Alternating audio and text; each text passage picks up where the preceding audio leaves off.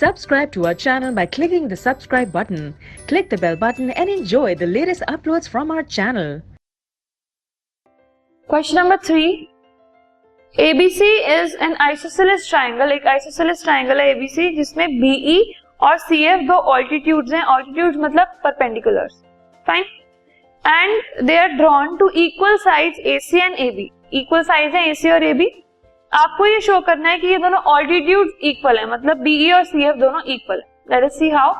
सबसे पहले जो ट्राइंगल हमें गिवन है वो है ABC and ABC is an equilateral is an isosceles triangle जिसमें टू साइड्स AB और AC ये दोनों इक्वल हमें गिवन है.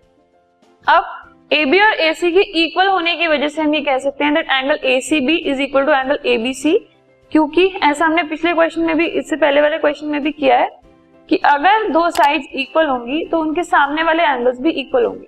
सो the angles opposite to equal sides they are equal to each other. Fine. अब ये दोनों एंगल्स इक्वल हो गए. अब अगर हम दो ट्राइंगल्स को कंसीडर करें, so the triangle BFC, in the figure you can see the triangle BFC and the triangle BCE. इन दोनों ट्राइंगल्स के अंदर तीन चीजें अगर हम देखें, so we have the first thing as angle FBC equal to angle ECB, क्योंकि अगर हमने इक्वेशन नंबर 1 में ACB और ABC को इक्वल प्रूव किया है तो उनके पार्ट्स भी इक्वल होंगे. Fine. So and we have BC is equal to BC because ये कॉमन है.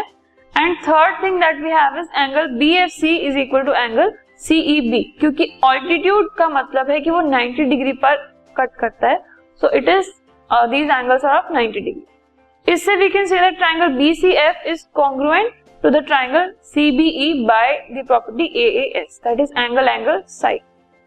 इन दोनों की वजह से we can say that CF is equal to BE by CPCT and hence the altitude, जो altitudes बनाए हैं हमने ट्राइंगल के अंदर, दो altitudes CF and BE, ये दोनों altitudes जो equal sides पर बन रहे हैं, equal sides of an isosceles triangle, they are equal to each other. So CF and BE they are equal to each other.